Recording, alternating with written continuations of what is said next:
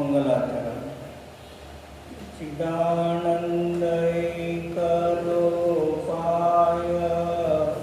जिनाय परमात्मने परमात्मप्रकाशाय नित्यं सिद्धात्मने नमः.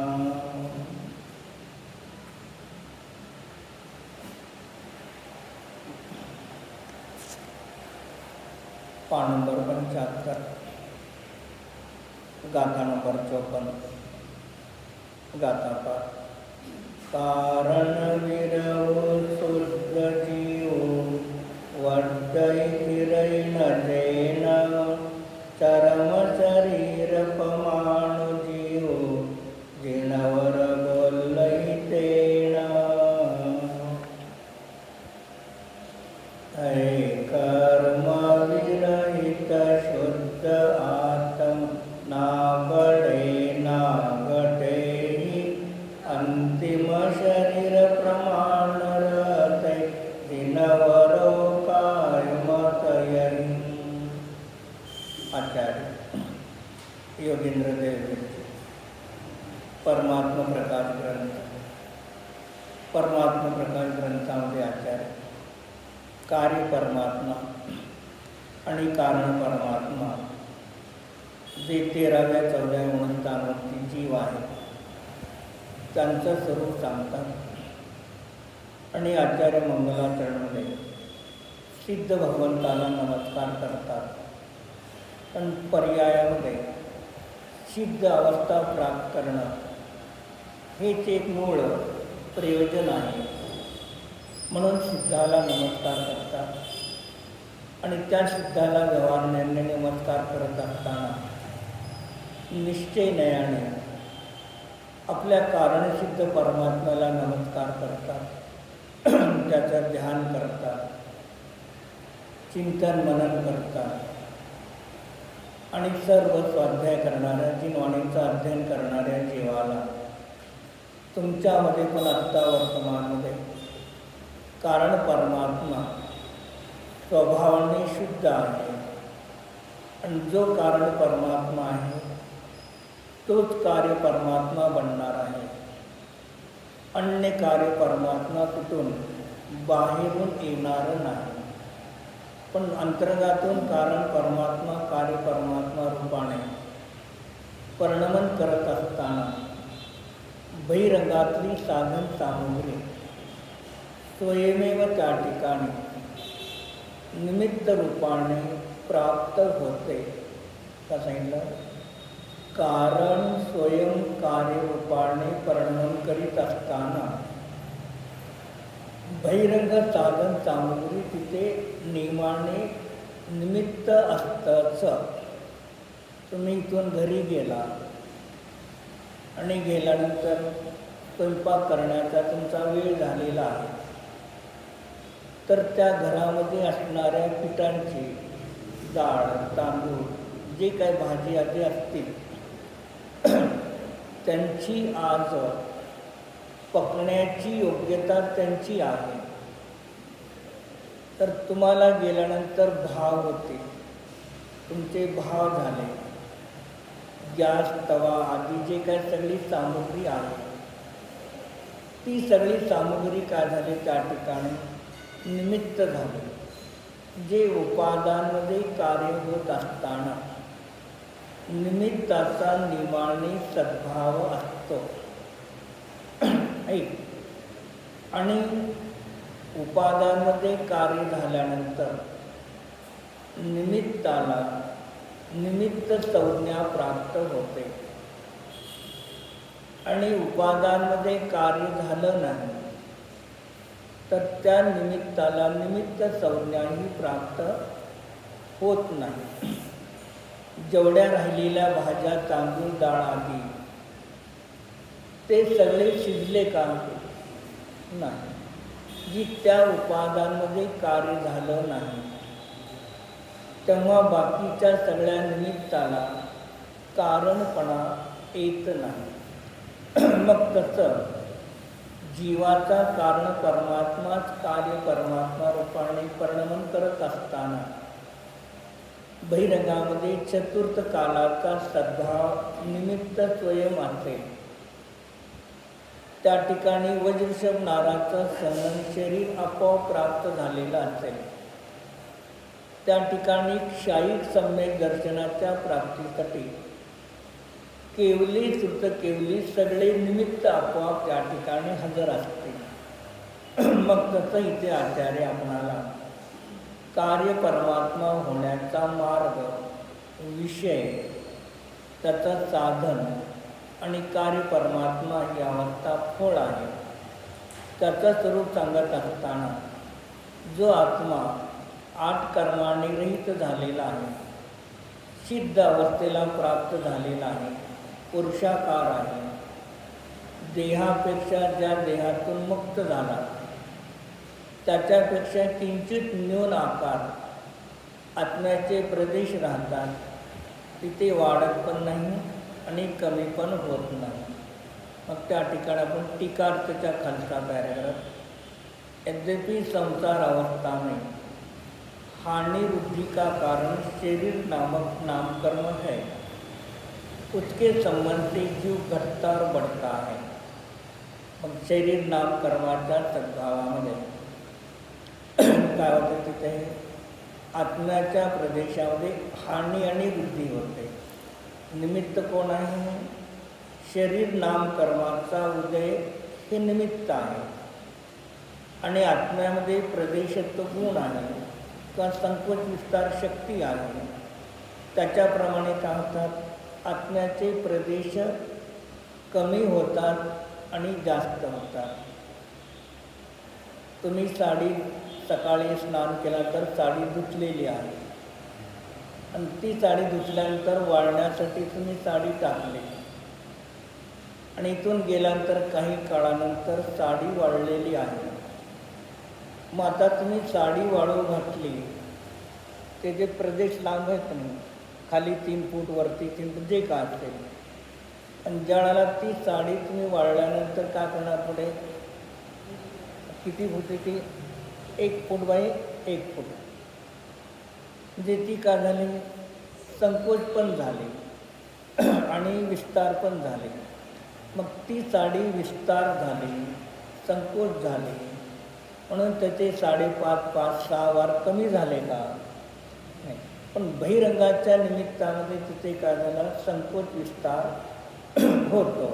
तसं लिहिला, जब महामत्स्य का शरीर पाता है तो शरीर की वृद्धि होती है, और जब निगोद का शरीर धारण करता है तब घट जाता है। मग या संसारामध्ये शरीराची नामकर्माच्या सद्भावात आत्म्याच्या प्रदेशाची जघन्य म्हणजे कमीत कमी किती त्याचे प्रदेश असतात आत्म्याचे, आणि जास्तीत जास्त कुणाचे असतात, तर महामत्स्य त्याचे कसे आहेत, सगळ्या शरीराची अवघाना आणि त्या शरीरामध्ये असणाऱ्या आत्म्याची अवघाना सगळ्यात मोठी आहे। त्याच्यापेक्षा शरीरधारी प्राणी कोणताही मोठा नाही। तो महामत्स्यापासून त्याचं आयुष्य संपलं आणि समजा तो एकेंद्रिय निगोदी झाला, मग एकेंद्रिय निगोदाचे जीवाचं कमीत कमी शरीर किती आहे, कमीत कमी छोटं शरीर आहे। म्हणजे एवढा मोठा महामत्स्य तो कमी झाला तर काय झाला, सूक्ष्म लब्ध अपर्याप्त निगोदी जीवाचं जे शरीर आहे तेवढे त्याचे प्रदेश कमीत कमी राहतात, म्हणजे पसरलेले संकोचाला प्राप्त झाले। पुढे सांगतात, और मुक्त अवस्था में हानि वृद्धि का कारण जो नामकर्म उसका अभाव होने से जीव के प्रदेश न सिकुड़ते हैं न फैलते हैं। मग जिथे संसाराचा अभाव झाला, मोक्ष अवस्था प्राप्त झाली, घाती कर्माचा आघाती कर्माचा नाश झाला, तर कर्माचा शरीर वाढण्यासाठी आणि घटण्यासाठी निमित्त कारणाचा अभाव झाला, म्हणून आत्म्याचे प्रदेश कमीही होत नाही आणि हृदयाला सुद्धा प्राप्त होत नाही, पण त्याचा अभाव झाल्यामुळे. किंतु चरम शरीर के कुछ कम पुरुषाकार ही रहते हैं. ज्या शरीरातून आत्मा मुक्त झाला त्या शरीरातले किंचित न्यूनकम जे आत्म्याचे प्रदेश आहेत तेवढे त्या ठिकाणी राहतात. सिद्धाची मूर्ती पाहिली की नाही तुम्ही? सिद्धाची मूर्ती बघितली. सिद्धाची मूर्ती तुम्हाला कोणती दिसते? सिद्धाची जी मूर्ती आहे त्या मूर्तीचा बहिरंगात कोरलेला तो सिद्धाचा आकार आहे का मधला पोकळ दिसतो तो आहे? पोकळ दिसतो तो आहे. मग सिद्ध भगवान पोकळ आहेत का घन आहेत? आपण पाहताना आपली दृष्टी पाहताना तो मधला जो पोकळीचा भाग आहे त्याला आपण सिद्ध म्हणतो एक व्यवहाराने. पण तिथे आता ती मधली जी पोकळी आहे त्याची जाडी लांबी रुंदी किती आहे? पोकळी आहे त्याची जाडी किती आहे? हे मूर्ती आहे असे तर मधला जो भाग आहे पोकळ त्याची जाडी लांबी रुंदी किती आहे मोजलं तर? आपल्याला दिसती त्याची त्या आपल्याला दिसणाऱ्या सिद्धाच्या पोकळीच्या मूर्तीची जाडी लांबी रुंदी किती दिसेल? काहीच नाही. एक फक्त आपल्या दृष्टीमध्ये पोकळीचा भाग आपण जाणतो. तसं सिद्ध भगवान काय शरीर नाम कर्माचा अभाव झाल्यानंतर आत्ता आपला जो आत्मा आहे आपल्या आत्म्याचे प्रदेश शरीर नाम कर्माच्या द्वारे आपल्या आत्म्याच्या मध्ये काय पोकळी आहे. आपल्या आत्म्याचे शरीर कसे आहेत? पोकळी आहेत आपल्या आत्म्यामध्ये. काय पोकळी आहे.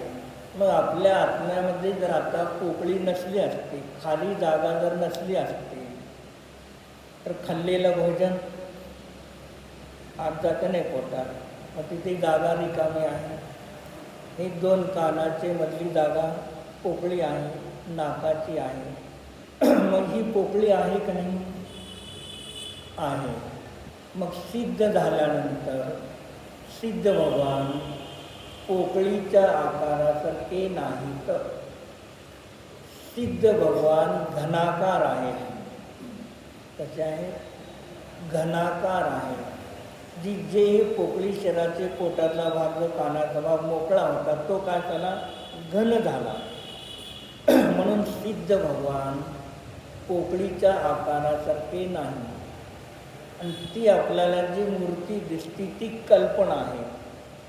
आपण ज्ञानामध्ये तो मधला भाग पाहतो तो कल्पना आहे. मग सिद्ध भगवान घनाकार आहे आणि अनंत गुणाने घनपिंड चैतन्य स्वरूप आहेत. पण ते कसं आहे? अमूर्तिक चैतन्य घनपिंड आहे. कसं आहे? अमूर्तिक चैतन्य घनपिंड आहे. एक लाकडाचा ठोकळा चौकणी किंवा धोंड्याचा चौकणी ठोकळा घेतला किंवा बर्फ घेतलाही चौकणी तो कसा आहे? घन आहे. ते संपूर्ण बाजूंनी ठोस भरलेला आहे. मग तसं सिद्ध भगवान कसे आहेत?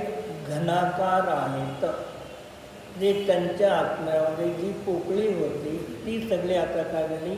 एक झालेले आहेत. मग या अपेक्षेने प्रदेशाच्या अपेक्षेने घनाकार आहेत आणि आपण संसारी अवस्थेत जीव आत्मा पोकळीने सहित आहे.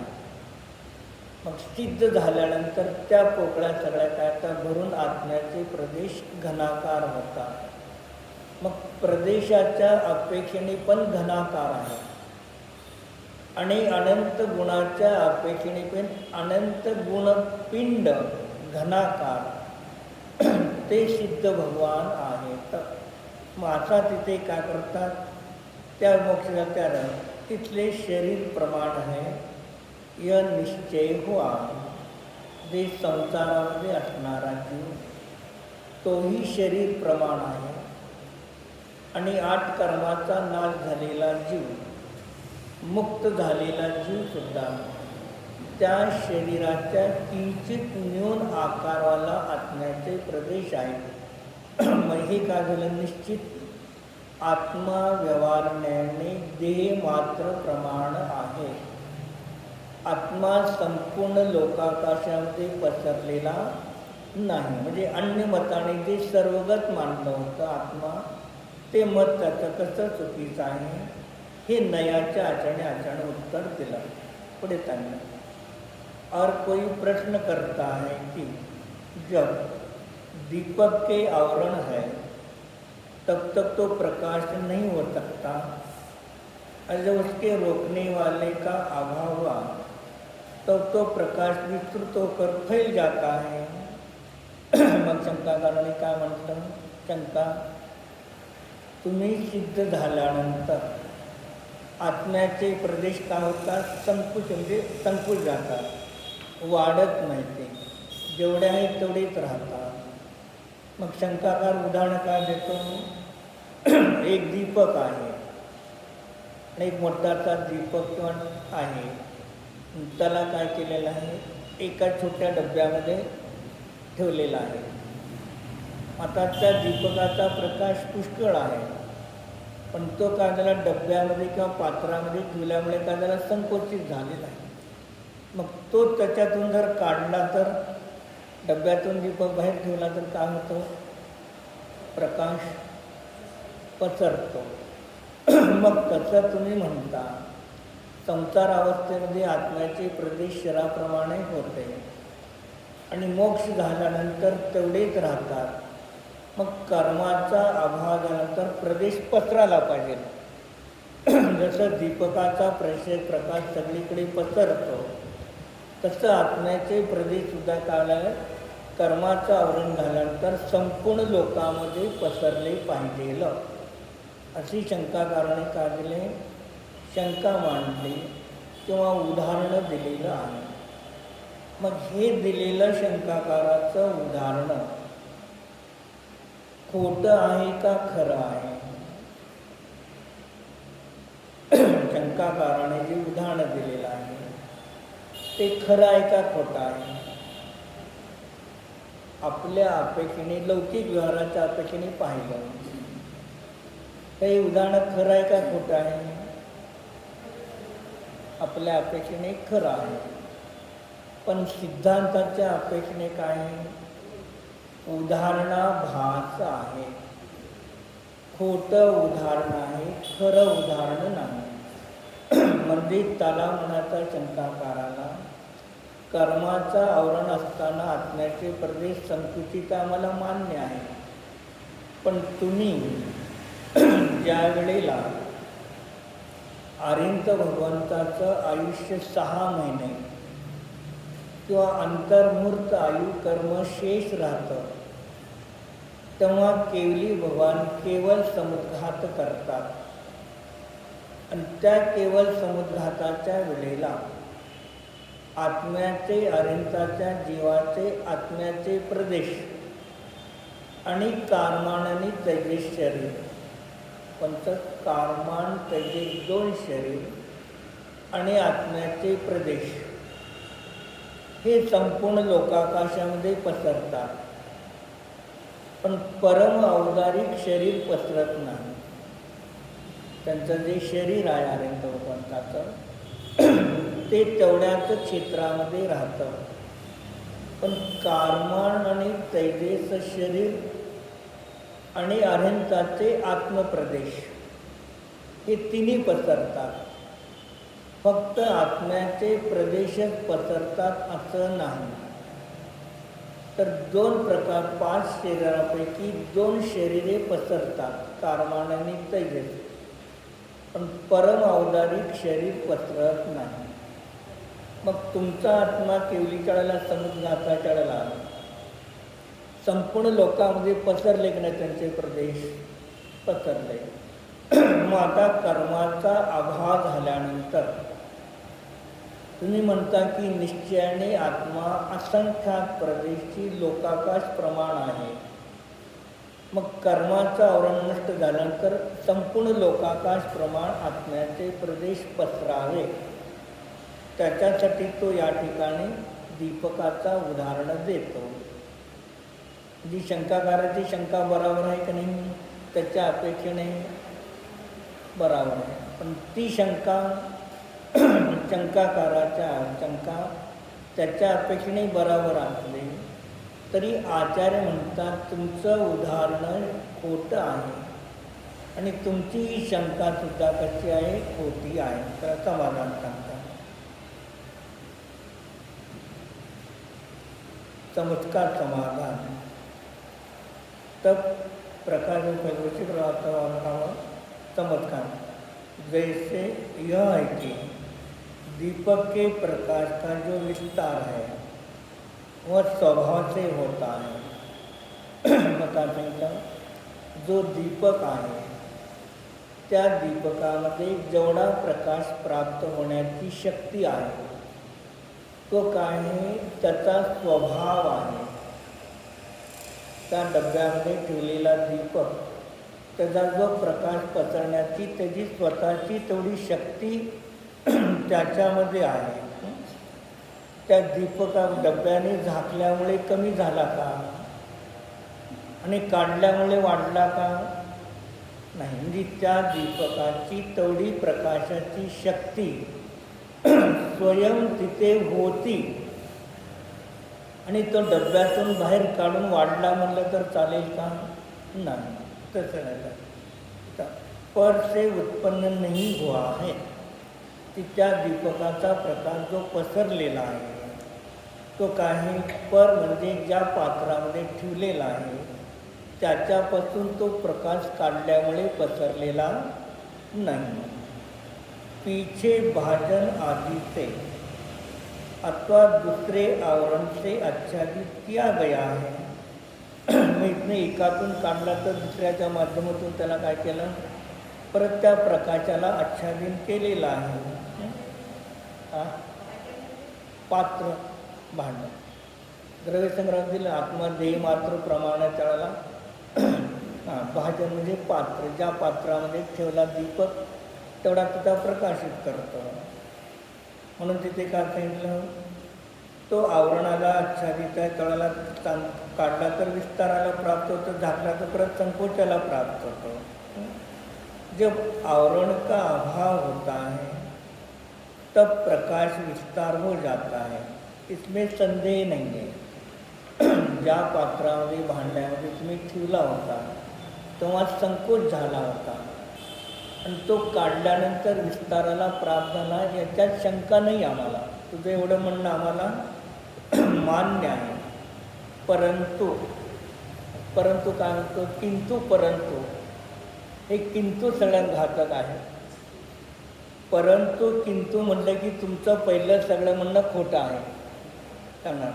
परंतु जीव का प्रकाश अनादिकाल से कर्मों से ढका हुआ है.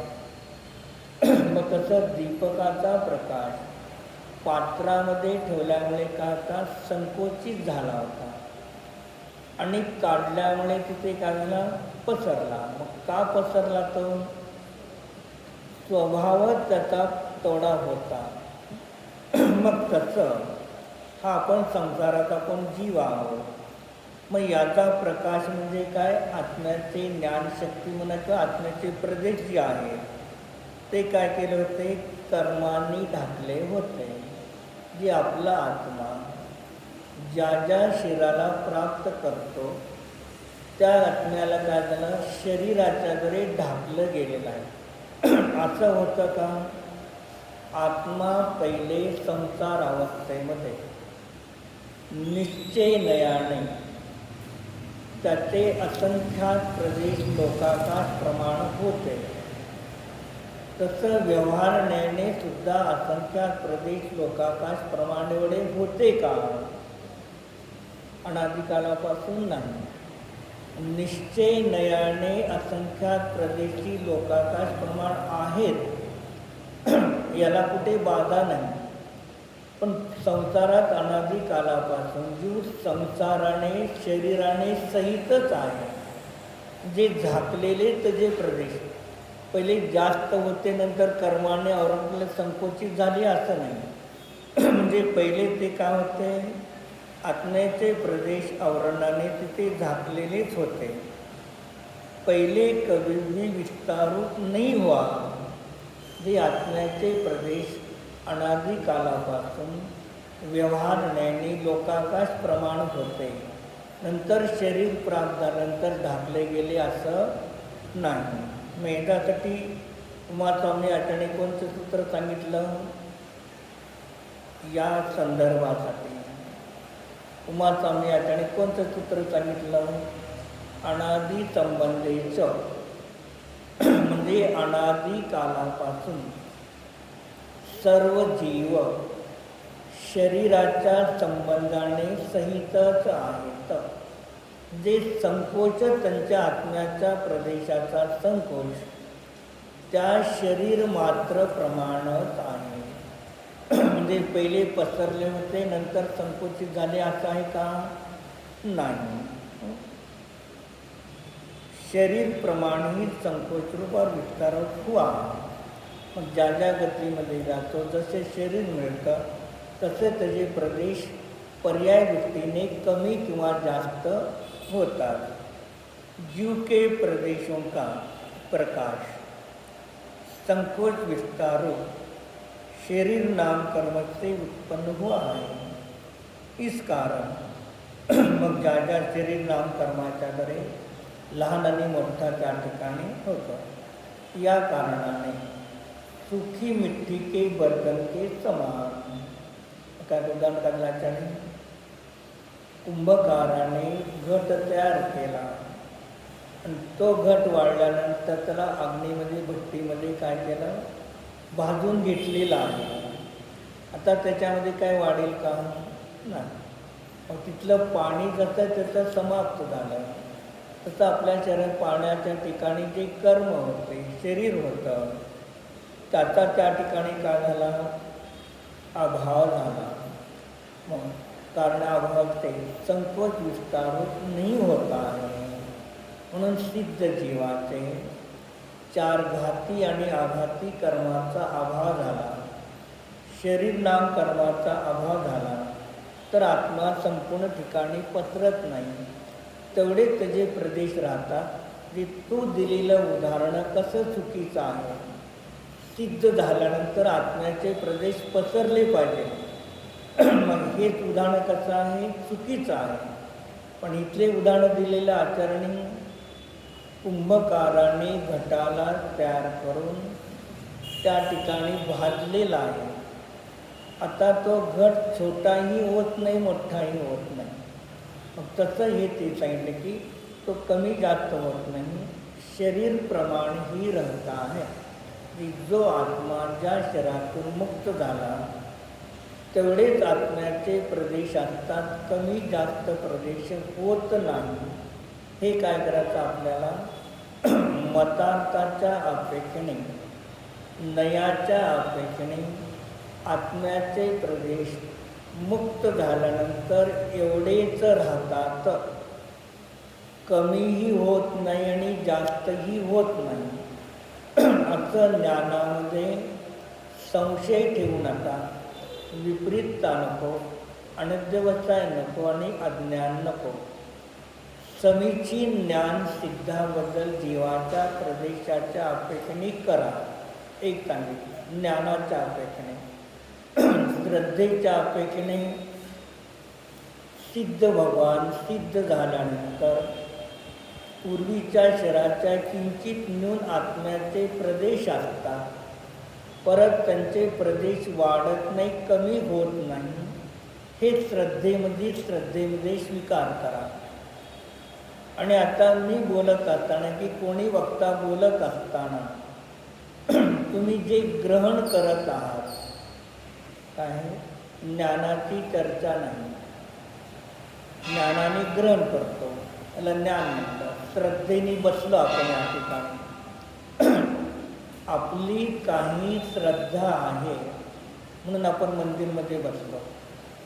कारण मंदिरमध्ये देवगुरु शास्त्रापाशी आल्यानंतर माझं काहीतरी कल्याण होणार आहे ही श्रद्धा असेल तेव्हा इथं आपण येऊन बसलो.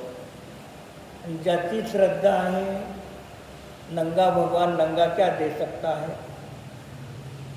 हे नंगने भगवानात का देतात? नको. आमच्या पुरुषार्थामुळे, आमच्या प्रयत्नामुळे धन येणार आहे. तुमचे भगवान देतात का?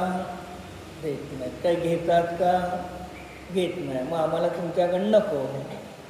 मग बाकीचे देणारे घेणारे आहे तिकडे जातो आम्ही. म्हणून का सांगितलं? मग ते कसं म्हणतं ना, लोकवादामध्ये म्हण आहे, थंडीच्या दिवसामध्ये नागडापाशी उघडा गेला, दोघं थंडीने काकडून जाणार. तसं हे भगवान तुमचे नंगे आहे, काही देत नाही. मग त्यांच्यापाशी जाऊन काय म्हणणार आहे?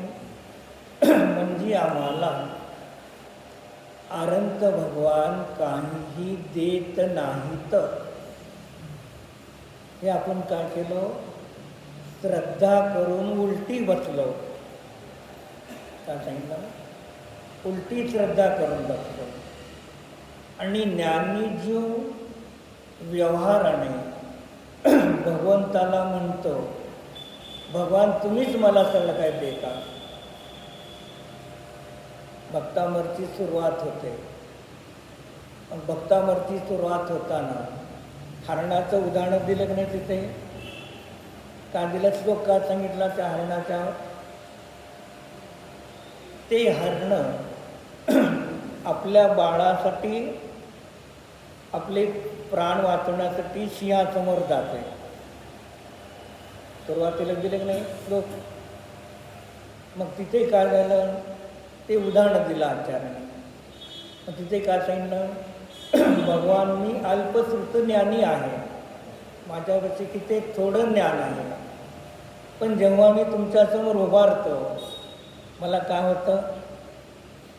ज्ञानी म्हणतो की नाही व्यवहाराने तुम्ही देता. मग व्यवहाराने ज्ञानी म्हणतो तुम्ही मोक्ष मार्गापासून मोक्ष तुम्हीच देणारे आहात. एवढी ज्ञानीला निमित्ताचं महत्त्व असतं. फक्त तसं आपण मंदिरमध्ये येऊन बसलो ही श्रद्धा आहे, श्रवण करत आहे, ज्ञान आहे. मग आता चारित्र्य काय आहे? ते श्रद्धाचं काम चालू आहे. ज्ञानाने निर्णय केला, श्रद्धेमध्ये श्रद्धान झालं, तर चारित्र्याची परिणती काय आहे? तर आता या ठिकाणी चारित्र्याचे शुभ भाव आहेत. चारित्र्याची पुण्यरूप परिणती आहे. म्हणजे श्रद्धेमध्ये, ज्ञानामध्ये आणि चारित्र्यामध्ये हेच निर्णय ठेवा. सिद्ध भगवान मुक्त झाल्यानंतर प्रदेश कमी जास्त होत नाहीत. हे त्या द्रव्याची योग्यता आहे. निमित्ताच्या अपेक्षेने कर्माच्या अभावाचं निमित्त असल्यामुळे हे आगमत आहे.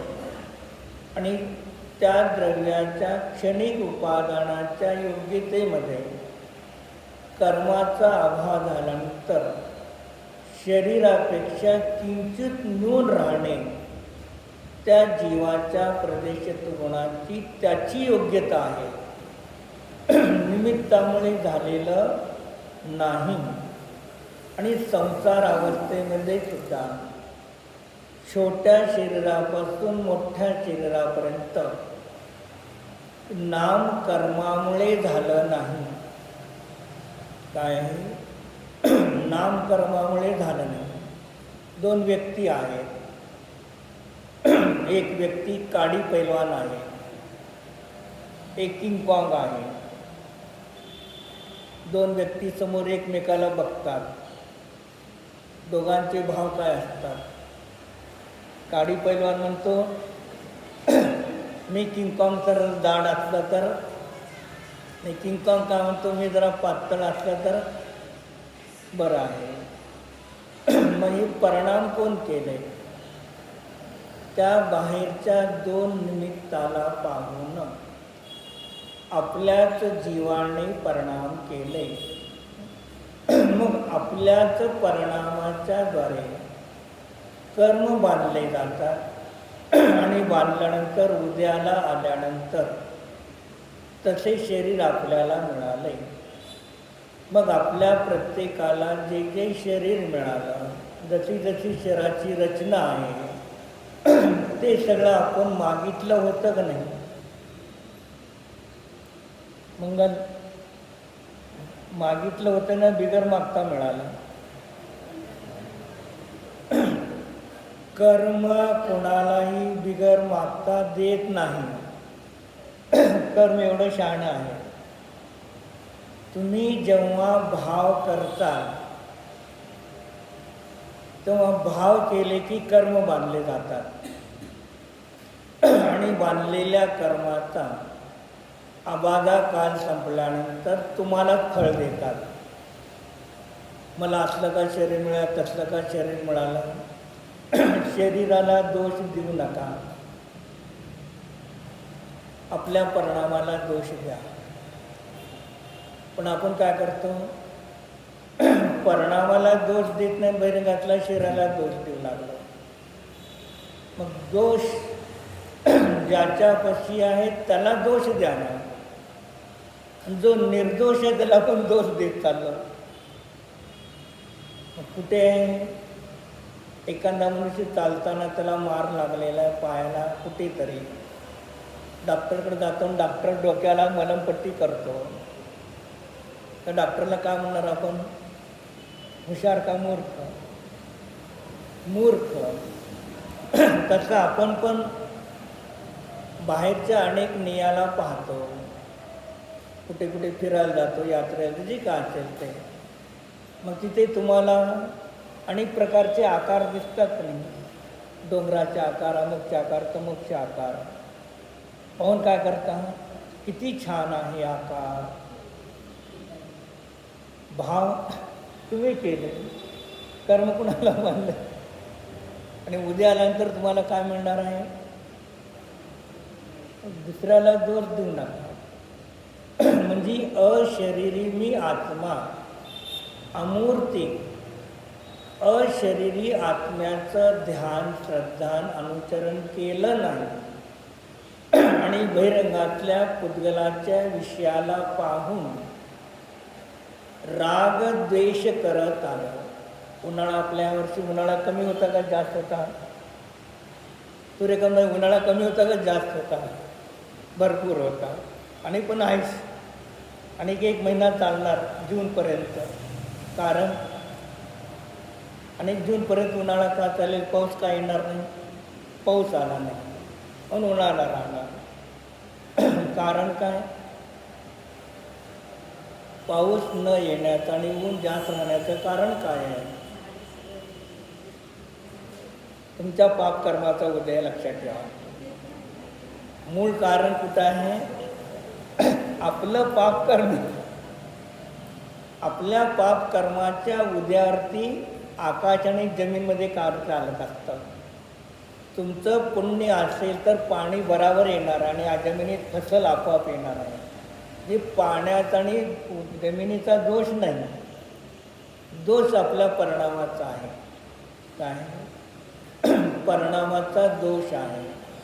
आणि त्यामध्ये आचार्यांनी सांगितलं, स्त्री आणि पुरुष या दोघांमध्ये जास्त पापासाठी निमित्त कारण स्त्रीचे आजचे वेशभूषा आदी हे 100% जास्त पापाला कारणीभूत आहे. पुरुषाचे थोडे आहेत. म्हणजे या पृथ्वी तलावरती वातावरण समतोल ठेवण्यासाठी स्त्रीची जास्त भागीदारी आहे. आणि तिथेच आज का झाले? असमतोल झाल्यामुळे इथे होणार आहे. एक हे निमित्त सांगितलं. दुसरं कारण सांगितलं, आता आज कोणता महिना संपणार आहे? हे सगळं अधिक होतं की नाही? अधिक अधिक. मग अधिक म्हणण्याचा अर्थ काय? 12पेक्षा 1 अधिक येणे, जी कालोख 12 आहे. मग अधिक महिन्याचं वैशिष्ट्य आहे, एक प्लस तर होतं आणि मायनस तर होतं, दोनच असतात. तर ह्या वेळेला कसं मायनस आहे, पाऊस पडणार नाही तुम्हाला. इतर पडला असेल तर जास्त पडेल, जसं गेल्या वर्षी 115% झाला, आता तुम्हाला 80-85% पाऊस पडणार आहे. म्हणजे अधिक महिन्याने काय केलं म्हणजे असे हे बहिरंगातली परिस्थिती जीवाच्या परिणामावरती असते, हे लक्षात ठेवा. म्हणून पहिले जीवाने परिणाम सांभाळण्याचा प्रयत्न करा. भोगभूमीमध्ये जीव उत्पन्न झाले, त्यांना थंडी वारा ऊन पाऊस का आहे का? व्यापार धंदा नोकरीला पळा लागतं का? मुलाला शाळेला न्या आणा, शिकवणीला थोडा आणा करावं लागतं का? काहीच नाही, कारण दोघंच आहेत, झंझट नाही तिथे. काय बनवावं लागतं का? झाडापाशी गेलं की झाड देतं. आपल्याला घर बांधायचं होतं, प्लॉटला पैसे, घराला पैसे कमवा, तिथे काय झाडाचा बंगला पाहिजे, ते झाड तुम्हाला एक बंगला आपण देऊन टाकतं, खरं झालं. म्हणजे ज्याचं पुण्य अंतरंगामध्ये उद्याला तीव्र येतं, तशी बहिरंगामध्ये निमित्त सामग्रीसुद्धा मिळते. म्हणजे चरणान्योग पण पाहिजे आणि द्रव्यान्योग पण पाहिजे. कारण निश्चय आणि व्यवहार दोन्ही बरोबर असेल तर आपला मोक्ष मार्ग होणार आहे. म्हणून मग एक दृष्टीने पहा, का सांगितलं, सम्राट चंद्रगुप्ताला पडलेली स्वप्न आणि भरताला पडलेली स्वप्न, जी स्वप्न पडले ते पुढे घटना घडत जाणार आहे. बदल काय होणार नाही. ठीक आहे, आपल्याला पाहून दुःख होतं, ते तुमचे परिणाम पुण्याचे आहेत, पापाचे नाही. आणि काही लोकांना ते बरं वाटतं. पेपरमध्ये एकदा पेपरवर का न्यूज बघताना एकाने सांगितलं, कोणत्या नटीला, तुम्ही एवढे आकूड कपडे घालता बरोबर नाही, आमची मर्जी, तुम्ही कोण आम्हाला विचारणार. म्हणजे काय झालं, म्हणजे हे रहास काळ येणार आहे का नाही, तर रहास काळ येणारा तर बुद्धी त्याच्या नाना जीवाची बुद्धी तशी येणारच आहे. गरीबाला पैसा खायला नाही, रेवा पार्टीमध्ये करोडो पैसे घालायला लोक तिथे तयार आहेत, आहे की नाही. मग आता कुणाची मात्रा पापाची जास्त चाललेली आहे. धनिक लोकांच्या मुलाची पापाची मात्रा जास्त चालली. मुलंच आहेत का फक्त तिथे, मुली पण आहेत, आणि युवा, आणि आता म्हातारे असतात ते काय, आणि युवा पिढी आहे. म्हणजे ही आजची तरुण मुलं मुली 18-20-25 वर्षामध्ये जर अशा ठिकाणी जात असतील तर पाप का वाढणार नाही. आणि सांगितलं ही धरती क्षमाशील आहे, पण ती धरती जर एक समयात भूकंप केली, तुम्हाला सगळ्याला आत घालतो, भूचा कंप. म्हणून सावधानतेने आपण, दुनिया जे का असेल ते असेल, पण आपल्याला जेवढं होतं तेवढं देवगुरु शास्त्राच्या सानिध्यामध्ये येऊन चिंतन मनन करून तत्वाचा निर्णय तर करून जावा. व्यवहार सम्यक दर्शन ज्ञान सहित तर गेलं तरी पुष्कळ आहे, निश्चय सम्यक दर्शन सहित गेलं तर अनेक उत्कृष्टच आहे. पण नाही तरी व्यवहाराने तर यथाशक्ती पालन करण्याचा प्रयत्न करा. आणि हे आजचे परिणाम आपल्याला भविष्य काळामध्ये नियमाने उज्ज्वल कार्याला निमित्त पडणार आहेत. आपण लोकव्यवहारामध्ये म्हणतो का नाही, एखाद्या व्यक्तीने बावळीचं झाड बी लावले आणि मोठं झाल्यानंतर आंबे त्याला पाहिजे, का म्हणतो, बबूल का बी बोने से आम के पेड़ आम नहीं आते हैं. तसं आता आम्ही पापाचे बी पेरू लागलो आणि आम्हाला पुढची चांगली गती मिळू दे म्हणलं तर होणार नाही. तुम्ही जशा प्रकारचे परिणाम केले तसेच कर्म बांधणार आणि तसेच उद्या आल्यानंतर तुम्हाला तिथे जायचा दुसरा कोणी तुम्हाला ईश्वर घेऊन जाणार नाही. कर्म पण तुम्हाला घेऊन जात नाही. त्या गतीमध्ये तुमचे परिणामच तुम्हाला घेऊन जातात.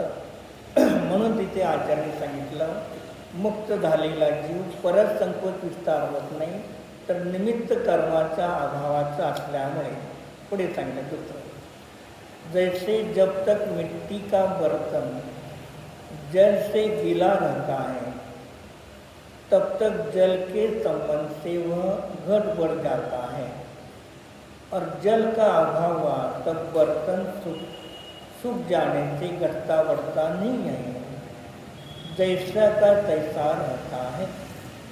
मातीचं पात्र, पाण्याच्या संयोगामुळे माती त्याच्या ओली माती आहे, त्याच्यामध्ये लहान मोठेपणा होऊ शकतो, पण एकदा त्याला भाजल्यानंतर लहान मोठेपणा होत नाही.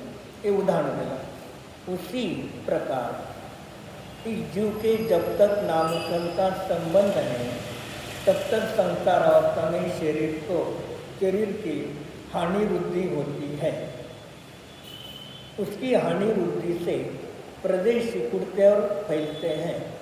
जोपर्यंत जीव संसारामध्ये आहे, कर्म आहे, भावकर्म, द्रव्य कर्म, तोपर्यंत जे काय होतात, आत्म्याचे प्रदेश कमी जास्त होतात. तथा सिद्ध अवस्था में नाम कर्म का अभाव हो जाता है. इस कारण शरीर न होने से प्रदेशों का संकोच विस्तार नहीं होता है, सदा एक से ही रहते हैं. सिद्ध झाल्यानंतर नाम कर्माचा अभाव झाल्यामुळे आत्म्याच्या प्रदेशामध्ये कमी जास्तपणा होत नाही, जसे ते तसे तेवढे राहतात. जिस शरीर से मुक्त हुआ उसी प्रमाण कुछ कम रहता है. ज्या जीवाचा रत्नता त्याच्यापेक्षा थोडा कमी राहतो. दीपक का प्रकाश तो स्वभाव से उत्पन्न हुआ है, आवरण से आच्छादित हो जाता है. मग दीपकामध्ये थोडा प्रकाश होता पहिले, नंतर तो काय झालेला आहे, आवरणाने संकोचित झाला आहे. जब आवरण दूर हो जाता है तब प्रकाश सहजी विस्तृत हो जाता है. जी त्याचा झाकला गेला होता तो काय झाला, विस्ताराला प्राप्त झाला आहे. यहाँ तात्पर्य यह है कि जैसे शुद्ध बुद्ध स्वभाव परमात्मा मुक्ति में विराजमान रहा है, वैसा ही शरीर में विराज रहा है. मग शेवटी काय झालं, हे सगळं झालं. रात्रभर काय झालं, रामायण झालं. सकाळीचा राम, सीतारामाची कोण आहे, बायको, ताई. आई सांगितलं तर थोडं रात्रभर रामायण ऐकून फेल गेला भावार्थ, तसं एवढं सगळं सांगितलं. मग तुम्हाला या गाथेतून काय घ्यायचं आहे भाग. मग जसं शुद्ध बुद्ध एक स्वभाव परमात्मा, सिद्ध परमात्मा सिद्धालयामध्ये आहेत, वैसाही शरीर में विराजमान आहे. मग ते सिद्ध परमात्मा जसे सिद्धालयामध्ये आहेत, तसाच माझ्या शरीरामध्ये सुद्धा माझा परमात्मा आहे. म्हणजे आचार्यांना त्या सिद्ध परमात्म्याचं महत्त्व दाखवायचं नाही, ते तर आहेच, पर्याय दृष्टी नाही. पण तुमच्याही शरीरामध्ये तुमचा आणि त्यांचा परमात्मा समान आहे, दोघांमध्ये काही फरक नाही. सूर्यकांतबाई, तुमच्यापाशी 500ची नोट आहे आणि एक झोपडीमध्ये एका माणसापाशी 500ची नोट आहे, काय फरक आहे? व्यापाऱ्यापासून काही जास्त आहे त्याचं, आणि एखाद्या गरीबापासून ते कमी आहे का? किंमत तेवढीच आहे. तसं तुम्ही शरीरामध्ये आहात ते सिद्ध भगवान मुक्त आहेत, याच्यात काहीच फरक नाही. त्यांच्यामध्ये जसा परमात्मा आहे तसा माझ्यामध्ये पण परमात्मा मी आत्ता आहे, हे तुम्हाला ग्रहण करण्याचं आहे, बाकी दुसरं काही नहीं।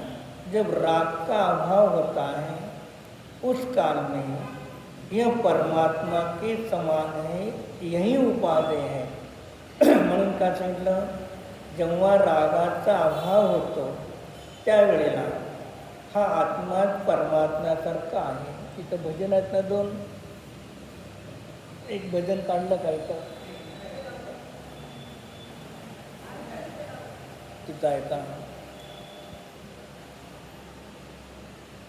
तिथं आहे लिहिलं ते आर्यन परमात्मा आणि सिद्ध परमात्मा दोघांमध्ये कार्याच्या अपेक्षेने फरक आहे. त्या स्तुतीमध्ये एक दिलेल्यावर ते कार्यरूपाने परमात्मा आहे, मी कारण रूपाने परमात्मा आहे. एक दुसरं सांगितले वे वीत राग ये सराग आहे. ते भगवान कसे वीत राग आहे आणि मी कसा आहे सराग आहे. मग हे वीत राग आणि सराग पर्यायाच्या अपेक्षेने दोघांमध्ये भेद आहे. आणि वीतराग आणि सराग अवस्था जर काढली, सराग परमात्मा आणि वीतराग परमात्मा, मग सराग आणि वीतराग काढले तर दोन्ही कसे आहेत, परमात्माच आहे. म्हणून आपण कधीही दुःखी होऊ नका. ते सिद्ध परमात्मा काही श्रेष्ठ आहेत आणि मी परमात्मा काही कनिष्ठ आहे, असा दोघांमध्ये भेद करू नका. पण त्यांचाही कारण परमात्मा आणि माझाही कारण परमात्मा द्रव्यदृष्टीने समान आहे. पर्यायामध्ये माझ्यापाशी आवरण आहे, पर्यायामध्ये त्यांच्यापाशी आवरण नाही. मग त्या जीवाने पर्यायामधलं आवरण नष्ट करण्यासाठी पुरुषार्थ केला का नाही. जे जे कार्य परमात्मा झाले त्यांनी कर्माचं आवरण नष्ट करण्यासाठी पुरुषार्थ केला का नाही, नाही केला. कर्म आणि जीव एक आहेत का, नाही. व्यवहार नयाने आगम भाषेच्या अपेक्षेने म्हणणार, जीवाने कर्म नाशासाठी पुरुषार्थ केला आणि कर्म नष्ट झाल्यामुळे ते मुक्तीला गेले. आगम भाषा व्यवहाराने म्हटलं जातं. पण जे जे जीव सिद्ध झाले त्या त्या जीवाने पहिली दोन शुक्ल ध्यानं आहेत. मग पहिलं शुक्ल ध्यान चपक शेणी अडतरणाऱ्या जीवांनी पहिलं शुक्ल ध्यान केलं, नंतर दुसरं शुक्ल ध्यान केले. मग दुसरं शुक्ल ध्यान पूर्ण झाल्यानंतर काय झालं, दुसरं शुक्ल ध्यान पूर्ण झालं तेव्हा केवळ ज्ञान झालं. 4 घाती कर्म नाश केले. मग त्यांनी कर्म नाशासाठी प्रयत्न केला का आपल्या आत्म्याचं ध्यान केलं. मग जे आपल्या स्वतःच्या आत्म्यामध्ये स्थिर राहिले तेव्हा कर्म आपोआप 4 घाती कर्म निघून गेले. जी कोणताही जीव कर्म नाश करण्यासाठी पुरुषार्थ करत नाही. आणि तिसरं चौथं शुक्ल ध्यान विप्रत क्रिया निर्वर्ती नावाचं चौथं शुक्ल ध्यान त्या मुनिराजाने केले. 4 आघाती कर्म आपोआप नष्ट झाले. म्हणजे जीव आपल्या स्वतःमध्ये पुरुषार्थ करेल तर कर्म आपोआप नष्ट होणार आहे. आणि जीव पर पदार्थामध्ये पुरुषार्थ करायला जाईल तर कर्माने बांधला जाणार आहे. म्हणून आपणाला आगम भाषा सांगते तुम्ही कर्म बांधलेले आहेत, तुम्हाला कर्म नष्ट करायचं आहे. आपल्याला परिचित काय आहे, पुण्य पाप कर्म हे आपल्याला सामान्य परिचित आहे. म्हणून तिकडून सांगितलं कर्म बांधले, तुम्हाला कर्म नष्ट करायचं आहे. प्राथमिक भूमिकेतला जीव आहे. पुढे सांगायचं आहे कर्म जड आहे, तुम्ही चेतन जीव आहात. कर्मात आणि तुमच्यामध्ये दिवार आहे, 2 भिन्न पदार्थ आहेत. मग जे भिन्न आहे त्याला नष्ट करण्यासाठी पुरुषार्थ करू नका. एक डोक्याचं होतं काय गेलं, कर्म नष्ट करायचा हा विचार संपून गेला. बस आता राहिले कर्म नष्ट करायचं आहे. तर एक काढला ते कर्म नष्ट करायचं, दुसऱ्या अपेक्षेने कर्म नष्ट करायचे भावकर्म. आणि ते भावकर्म माझे आहे ते नष्ट करायचे आहे. मग कोणते भावकर्म? पुण्य आणि पाप. या पुण्य आणि पाप भावकर्माच्या द्वारे द्रव्यकर्म मानले जातात. मग भावकर्म मला नष्ट करायचे आहे. पुढे जाणार भावकर्म सुद्धा मला नष्ट करायचे नाही. तर माझा आत्मा 3 प्रकारच्या कर्माच्या मलाने रहित आहे. भावकर्म, द्रव्यकर्म, नो कर्म. या 3 प्रकारच्या कर्माने रहित निष्कर्म आत्मा, जो ज्ञाता द्रष्टा जाणणारा पाहणारा शुद्ध आत्मा आहे, त्याचं ध्यान करा. भावकर्म, द्रव्यकर्म आपल्या आपण नष्ट होतात. जे मला पुरुषार्थ काय करायचा आहे, माझी ज्ञान पर्याय जी अन्य विषयाकडे जाते, अन्य विषयाला प्रकाशित करते, तिकडून उपयोग काढून माझ्या स्वशुद्ध कारण परमात्मा आत्ता माझ्या देहामध्ये आहे असं देव, गुरु, शास्त्र मला आत्ता परमात्मा म्हणतात. आणि अशा परमात्म्याचं ध्यान करून मला पर्यायामध्ये सम्यक दर्शन प्राप्त करून मोक्ष मार्गातून भावी काळामध्ये काय होणार आहे, नैगम्याच्या भावी नैगम्याने मी अनंत अवस्थेला प्राप्त होणार आहे. हो.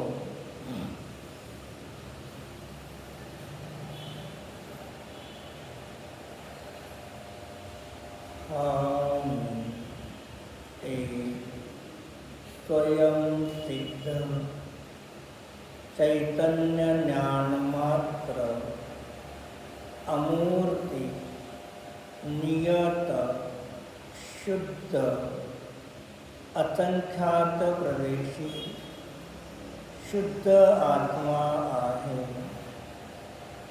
पंच शरीराने रहित आहे. निश्चय पंचाचाराने परिपूर्ण आहे. पंचम गती प्राप्त स्वरूप आहे. पंचेंद्रिय व्यापार रहित आहे. पंच परावर्तनाने रहित आहे. अनादि अनिधन चैतन्य मात्र ज्ञाता द्रष्टा मात्र स्वरूप एकाकार स्वरूप निज शुद्धात्म द्रव्य आहे.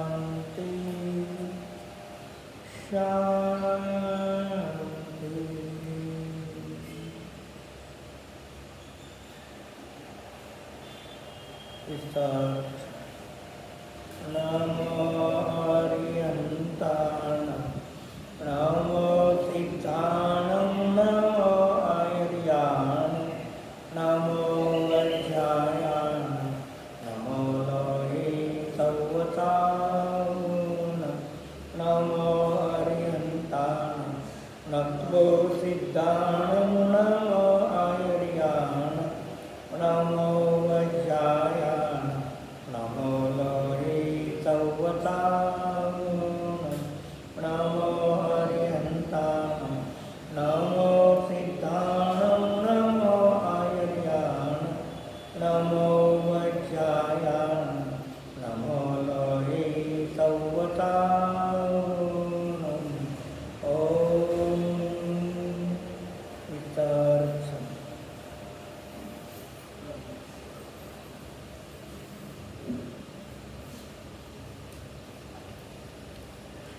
जावाणी के ज्ञान ते सोझे लोकालो सोवाणी मस्तक नमो सदा देतो देव भजो अरहंत निता गुरु सेवन निर्ग्रंथ दया धर्म पालो सदा येई मुक्तिका कम.